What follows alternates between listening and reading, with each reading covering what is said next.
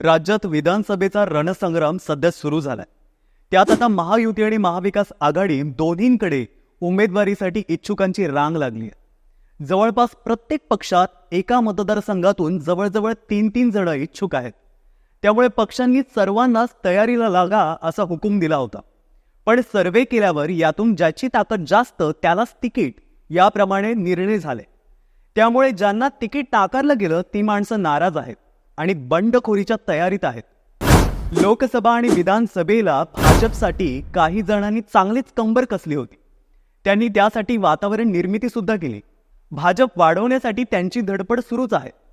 पण ज्यावेळी उमेदवारीची वेळ आली त्यावेळी या नव्या दमाच्या शिलेदारांना आता पक्षाच्या अंतर्गतच विरोधाचा सामना करावा लागत असल्याचं चित्र आहे. आणि आता अशातच जत विधानसभेला भाजपमध्ये बंडखोरीची स्पष्ट चिन्ह दिसतात. जतमधील भाजप नेते आणि माजी आमदार विलासराव जगताप यांनी गोपीचंद पडळकर यांना जतमधून उमेदवारी दिली तर बंडखोरी अटळ असल्याचं सांगितलंय. 18 ऑक्टोबरला विलासराव जगताप यांनी उपमुख्यमंत्री देवेंद्र फडणवीस यांची भेट घेतली.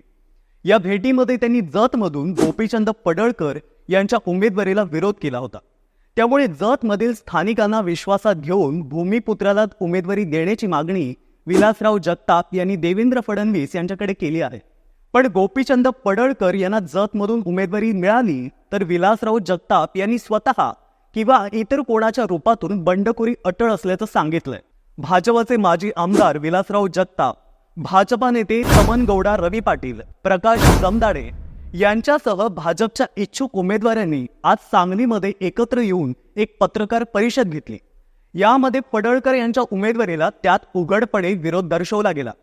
गोपीचंद पडळकरांना जर जतमधून उमेदवारी दिली तर आम्ही बंडखोरी करू आणि पक्षाच्या उमेदवारीचे काम आम्ही करणार नाही असं त्यांनी स्पष्टपणे सांगितलं. त्यामुळे भाजपसमोर एक वेगळीच मोठी डोकेदुखी निर्माण झाली आहे. दुसरीकडे विलासराव जगताप यांनी देवेंद्र फडणवीसांची भेट घेतल्यानंतर त्यांच्या विरोधात सोशल मीडियावरती एक पोस्ट सध्या व्हायरल झाली.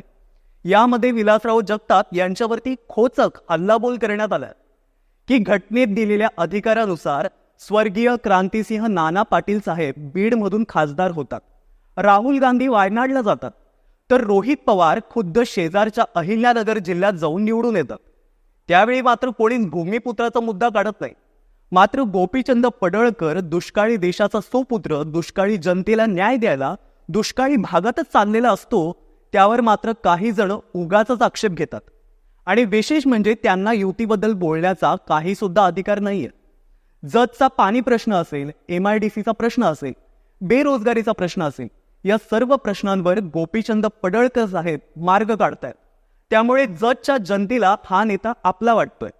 अरे हा आमचाच पुत्र आहे, दुष्काळी देशाचा सुपुत्र आहे, त्यांचं आणि आमचं सूत्र एक आहे आणि एकच एक गोत्र आहे, अशा संदर्भातली ही पोस्ट सध्या जतमध्ये व्हायरल होताना दिसतीये. महाराष्ट्रात विधानसभेचं बिगुल वाजलं आणि गोपीचंद पडळकर साहेब जतच्या विकासात दररोज वेगवेगळ्या योजनांच्या मार्फत विकासाचा रतीब घालत आहेत आणि हे पाहून अनेकांच्या पोटात दुखायला लागलंय.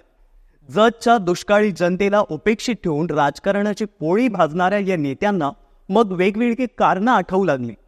पण जतच्या जनतेने मात्र विकासाचा दृष्टिकोन बघितला आणि विकासाचा प्रवाह सुद्धा पाहिला.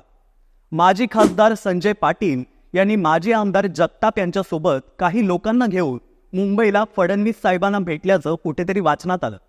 मुळात लोकसभेला भाजपच्या विरोधात काम करणाऱ्या जगताप साहेबांना युतीच्या नेत्यांना भेटण्याचा अधिकार तरी आहे का? ज्यांनी भाजपचा पराभव व्हावा यासाठी अहोरात्र मेहनत घेतली त्या विलासराव जगताप यांनी भूमिपुत्राचा मुद्दा काढावा म्हणजे सोयीच्या राजकारणाचा धडा गिरवण्यासारखा आहे. दरम्यान गोपीचंद पडळकर यांनी वंचितमधून भारतीय जनता पक्षात प्रवेश केला. पक्षात प्रवेश केल्यानंतर त्यांनी आक्रमकपणे काम करायला सुरुवात केली. राष्ट्रवादीचे अध्यक्ष ज्येष्ठ नेते शरद पवार आणि अजित पवार यांच्यावर त्यांनी अनेकदा कठोर शब्दात टीका केली. महाराष्ट्रातील कोणताही मुद्दा असला तरी टीकेचा रोप पवार कुटुंबावरच असतो. एकंदर पवार विरोधी बोलायचं म्हणजे पडळकर असणारच अशी त्यांची प्रतिमा झाली. पक्षाने त्यांच्या कामाची दखल घेऊन विधान परिषदेवर त्यांना पाठवण्याचं ठरवलं आणि आताही विधानसभा निवडणुकीत जत मतदारसंघातून लढण्याची तयारी गोपीचंद पडळकर यांनी केली आणि पक्षातील ज्येष्ठ नेत्यांची देखील पडळकर यांना मैदानात उतरवण्याची तयारी आहे.